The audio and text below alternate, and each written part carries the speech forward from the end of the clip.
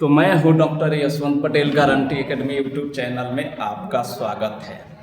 तो आज हम लेकर आए हैं, ऐसे तो बिहार बोर्ड एग्जाम 2025 क्लास 12 विषय साइकोलॉजी यानी मनोविज्ञान विषय से संबंधित है। लेकिन ये जो टॉपिक है ना, इस टॉपिक की आवश्यकता समाज के, संसार के, समाज के हर व्यक्ति के लिए है। क्या है टॉपिक? सावधान, क्या आप भी चिंता करते हैं? चिंता एक रोग नहीं, महारोग है। इस रोग से संसार का हर उम्र का हर व्यक्ति ग्रसित है, परेशान है। ऐसे तो क्लास 12 के लिए है होम साइकोलॉजी मनोविज्ञान, लेकिन आप जानिए जितने भी पढ़ाई लिखाई से संबंधित सिलेबस होते हैं उस सिलेबस में संसार की सारी समस्याएं होती हैं। इसीलिए तो बच्चों को पढ़ाया जाता है। पढ़ाई करने के बाद बच्चे संसार के सारे समस्याओं से अवगत होते हैं कि संसार में कौन कौन सी समस्या है, क्या इसका जड़ यानी कारण है और इसका क्या समाधान है। इसीलिए पढ़े लिखे व्यक्ति को समझदार, होशियार माना जाता है अगर ठीक से पढ़ाई करे तो, क्योंकि पढ़ाई में सारी समस्याओं का समाधान छुपा है। अब बताइए, ये तो क्लास 12 के इंटर के बच्चों को पढ़ाया जाता है, इस सिलेबस में पढ़ना है बच्चों को। लेकिन क्या ये समस्या संसार के किसी भी उम्र के किसी भी व्यक्ति का नहीं है? हर उम्र के हर व्यक्ति और पूरे संसार, बिहार नहीं, भारत नहीं, संसार के हर देश के लोग इस समस्या से ग्रसित हैं। तो आज चलिए हम जानें कि चिंता जो है वो चिंता क्या है, मन में चिंता क्यों आती है, ये चिंता आने का क्या लक्षण है, इसका जड़ कारण क्या है और इसका समाधान क्या है।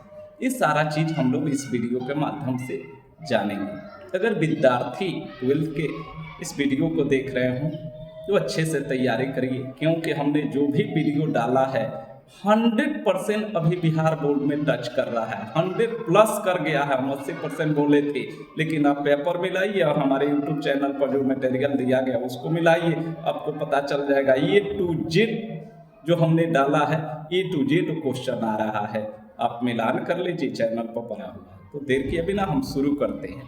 आज का टॉपिक मेरा है चिंता विकृति के लक्षण एवं कारण। यानी चिंता को साइकोलॉजी में, मनोविज्ञान में एक विकृति यानी खराबी कहा गया है। यानी ये रोग है, चिंता सिंपल नहीं, चिंता एक रोग का नाम है। इस टॉपिक में जानेंगे कि हम लोग के अंदर अगर चिंता आता है तो क्या क्या उसका लक्षण, सिम्टम दिखाई देता है, उस चिंता का कारण यानी वजह क्या है और उसका समाधान।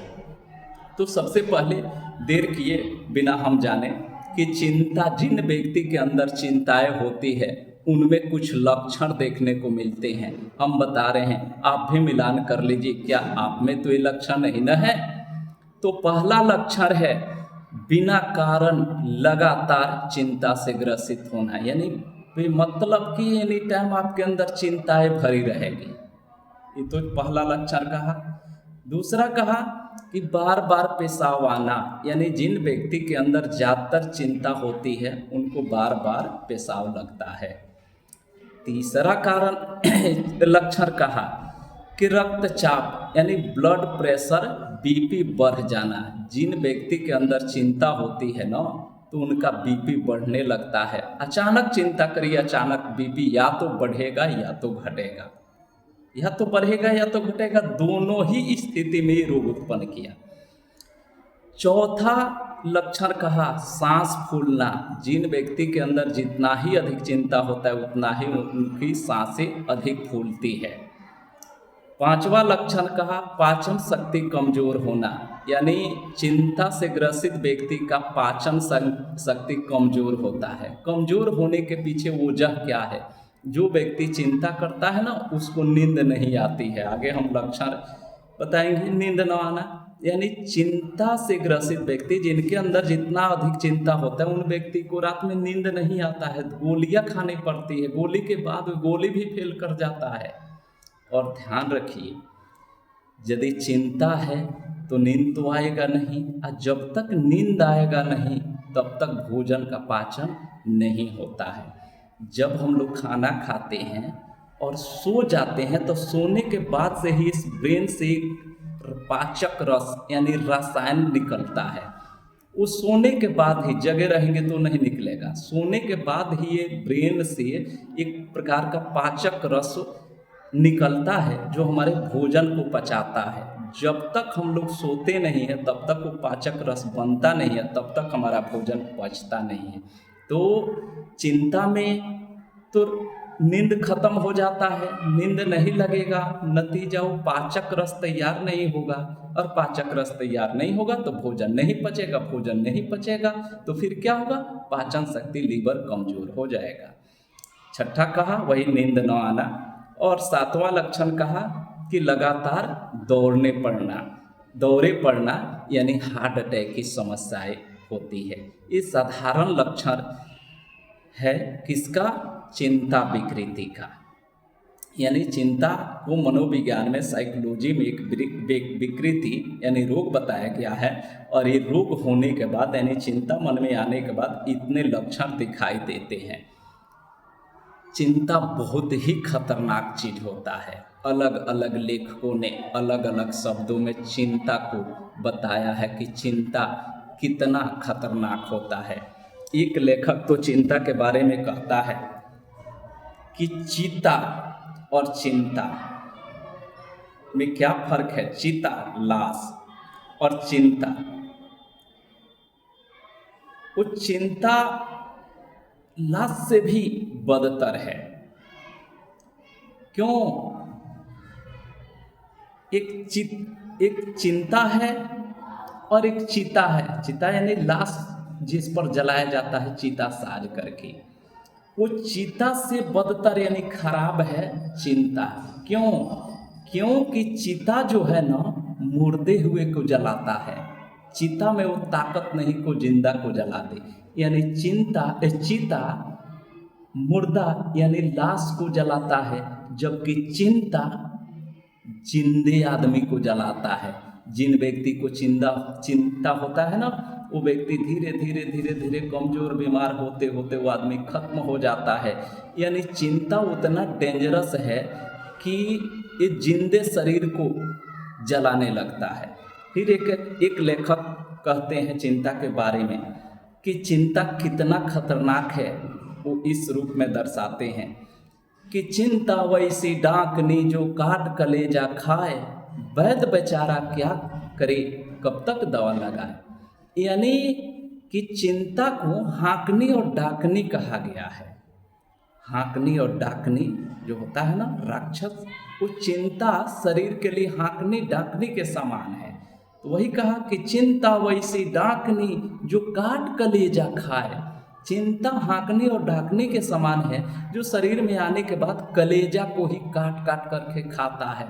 यानी कि जब किसी व्यक्ति को चिंता होने लगती है ना तो उसका कलेजा छोटा होने लगता है, यानी सिकुड़ने लगता है, यानी उसका साहस ताकत कमजोर होने लगता है। वही कहा कि चिंता वैसी डाकनी जो काट कलेजा खाए, वैद्य बेचारा क्या करे कब तक दवा लगाए। यानी चिंता वो हाँकने डाकने के समान है जो धीरे धीरे कलेजा को काट करके खाता है। यानी व्यक्ति का शरीर साहस कमजोर होने लगता है, बीमार होने लगता है।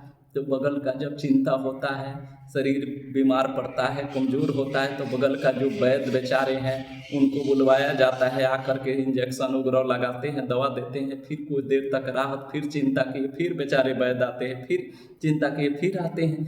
अंत में वो वैद्य भी बेचारे हार जाते हैं, क्योंकि उनका दवा भी बाद में काम नहीं करने लगता है। इसीलिए कहा गया है कि चिंता वैसी डाकनी जो काट कलेजा खाए, वैद्य बेचारा क्या करे कब तक दवा लगाए। तो चिंता हाँकने और डाकने के समान है। इसलिए कोई भी समस्या हो आप चिंता न करें, क्योंकि चिंता करके भी आप क्या कर सकते हैं, जो होना है वो तो होगा ही, वो आपके बस का कुछ नहीं है। जो भी इस संसार में होता है वो निश्चित है, वो होना है, समय पर वो होना है, आप उसको कुछ रोक नहीं सकते हैं। आपके हाथ में कर्म है, आप बस कर्म को कर सकते हैं। परिणाम आपके हिसाब से नहीं होगा, परिणाम वो ईश्वरीय सत्ता है, वो ईश्वर के हाथ में है।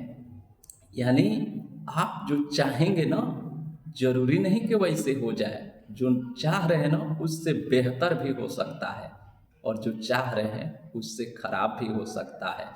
इसलिए आप चाह कर भी कुछ नहीं कर सकते हैं, इसलिए व्यर्थ की चिंता ना करें। अब सवाल उठता है कि चिंता का लक्षण तो जाने, अब चिंता विकृति का कारण, इसका कारण क्या होता है? तो कई इसका साइकोलॉजी मनोविज्ञान में इसका कई कारण बताया गया, जिनमें से पहला कारण बता रहे हैं आपको, दमित इच्छाएं। दमित इच्छाएं, दमित माने दबा हुआ, इच्छा माने मन की जो कामना इच्छा रखते हैं। तो दमित इच्छाएं ही इंसान के अंदर चिंता की उत्पत्ति करती है। क्या होता है दमित इच्छाएं? व्यक्ति में कुछ ऐसी इच्छाएं होती है जो सामाजिक रूप से मान्य नहीं है। उसकी पूर्ति करने के लिए प्रबल जिज्ञासा अपूर्ण होने पर वह विषय अचेतन मन में चली जाती है, लेकिन वह हमेशा चेतन मन में आने की चेष्टा करती है। अब देखिए होता क्या है, कुछ ऐसे भी इंसान सोच लेता है जो सामाजिक रूप से मान्य नहीं, यानी स्वीकृत नहीं है। यानी मन में कुछ ऐसे इच्छा को पाल रखे हैं जो समाज के जो लोग देखेंगे, जानेंगे, सुनेंगे तो अच्छा नहीं मानेंगे। अब आपके अंदर वो इच्छा है, काश हमारा इच्छा की पूर्ति होती, लेकिन अभी किसी से कह भी नहीं सकते हैं क्योंकि समाज इस इच्छा के खिलाफ है।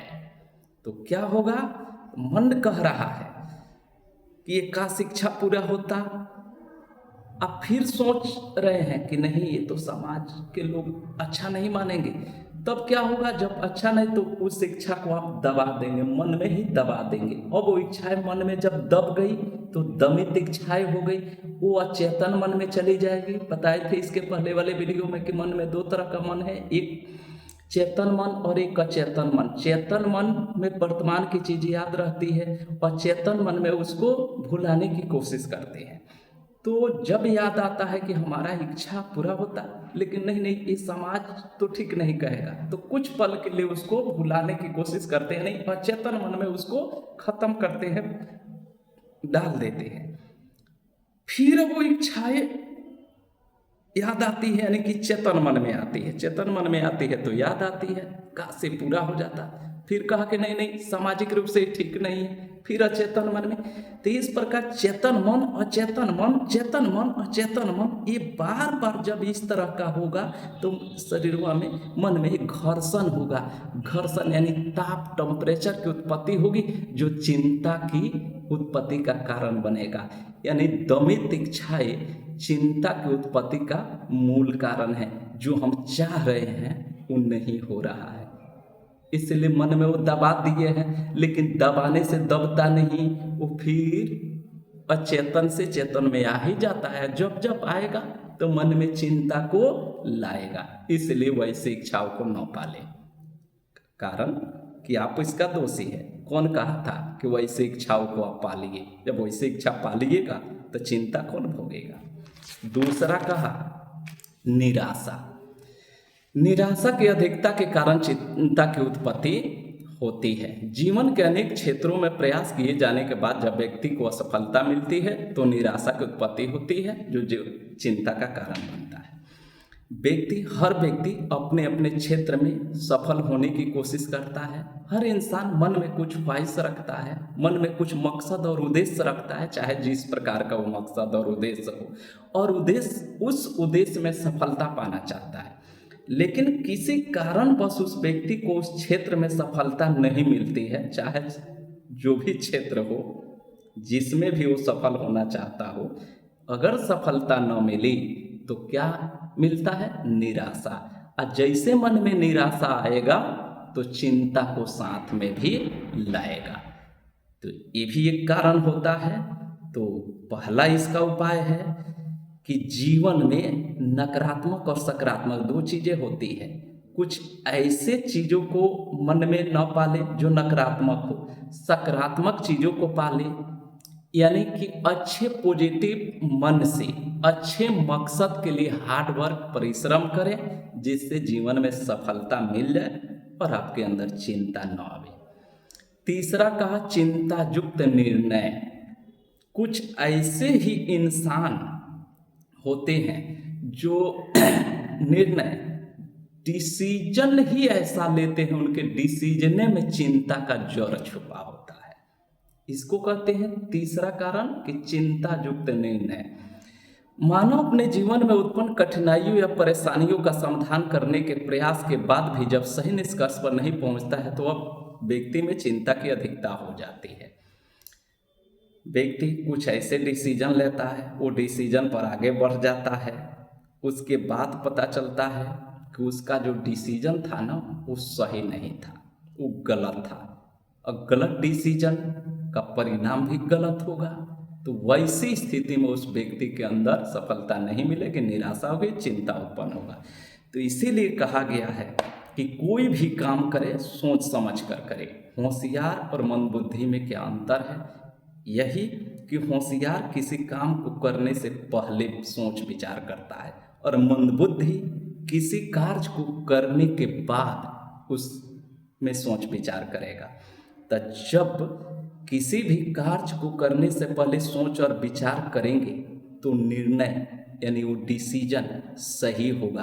आ गुड डिसीजन यानी सही डिसीजन, गुड डिसीजन का परिणाम भी गुड और रॉन्ग डिसीजन का परिणाम भी रॉन्ग यानी गलत डिसीजन का परिणाम गलत होगा। तो आपके अंदर चिंता आपके डिसीजन के कारण भी होता है कि आप किस प्रकार का डिसीजन लेते हैं, तो कैसा उसका परिणाम हुआ। परिणाम अच्छा हुआ तो आपके अंदर चिंता नहीं होगा, परिणाम खराब हुआ आपके अंदर चिंता होगा।